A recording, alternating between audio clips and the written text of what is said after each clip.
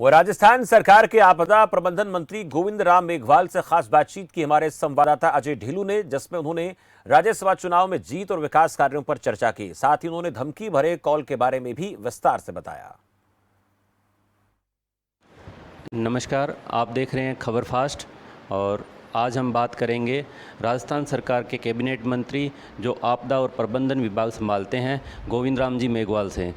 Sir, सबसे पहले आपको बहुत बहुत बधाई हो कि कांग्रेस पार्टी ने 3 जो है यहाँ से राज्यसभा सांसद जिताकर भेजे हैं। बहुत बहुत बधाई हो सर। आपको भी ढेर सारी बधाई, और विशेष में मेरे सभी विधायकगणों को बधाई देना चाहता हूँ कि जिन्होंने एकजुटता दिखाकर और तीनों सीटें जो है बहुत मजबूती के साथ में जीत हासिल की। और मैंने रिजल्ट से पहले ही पत्रकारों से मेरी जो वार्ता हुई थी, मैंने उसमें कहा था कि ये जो राज्यसभा का चुनाव है, ये तीनों सीटें कांग्रेस अच्छे वोटों से जीतेगी।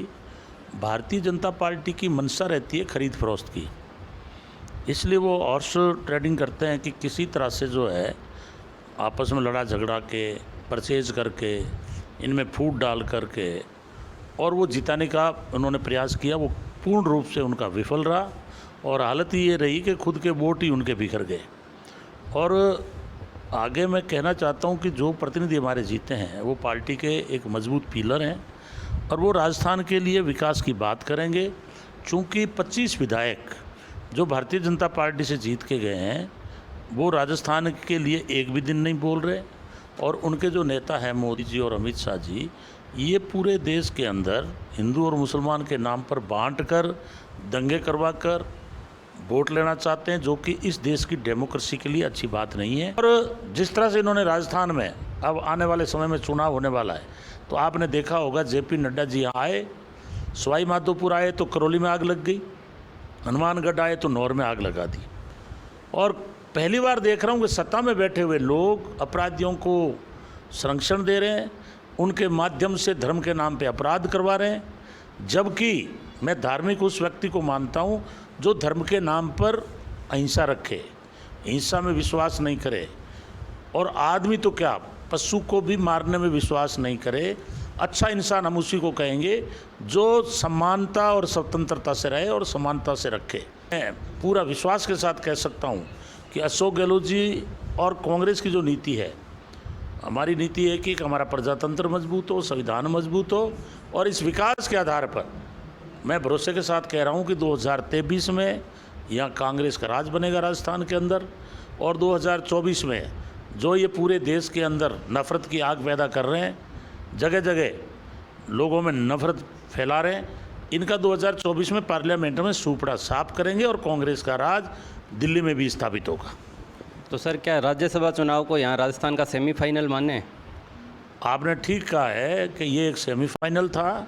भारतीय जनता पार्टी ने ईडी में, इनकम टैक्स में शिकायतें की और वोटों को खरीदने की कोशिश की, लेकिन उल्टे उनके माथे पर लगी कि उनके खुद के वोट ही डिस्टर्ब हो गए, और उन्होंने अंतर आत्मा को अपने के आधार पर एक बीजेपी के वोट ने तो यहाँ तक है कि कांग्रेस को वोट दे करके और ये साबित कर दिया कि उनका भारतीय जनता पार्टी जिस ढंग से चल रही है, जिस ढंग से बीजेपी डेमोक्रेसी को ख़त्म करने में लगी हुई है, उस वोट का संकेत यही था कि उनका बीजेपी में भरोसा नहीं रहा। और इन्होंने भी अभी भारतीय जनता पार्टी से उनको निष्कासित करने का काम किया है। थोड़े दिनों में मैं बताऊंगा कि वापस लेंगे, चूँकि इनकी कोई नीति नहीं है। Sir, one last question.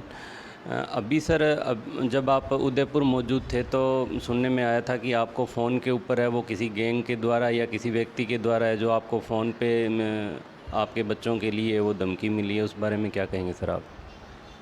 देखिए, मैं जब से कॉलेज लाइफ से निकला हूँ, मैं तो उसी दिन से ये जानता हूँ कि जो असामाजिक तत्व होते हैं, वो चाहे कोई और किसी परिवार का हो और किसी जाति का हो, मैं हमेशा उनके खिलाफ रहा हूँ।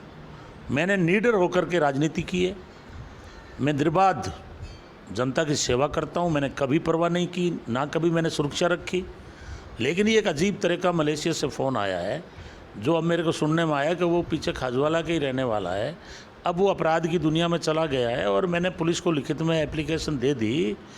वो पुलिस जो है उनके पीछे लगी हुई है और बिल्कुल कार्रवाई करेगी।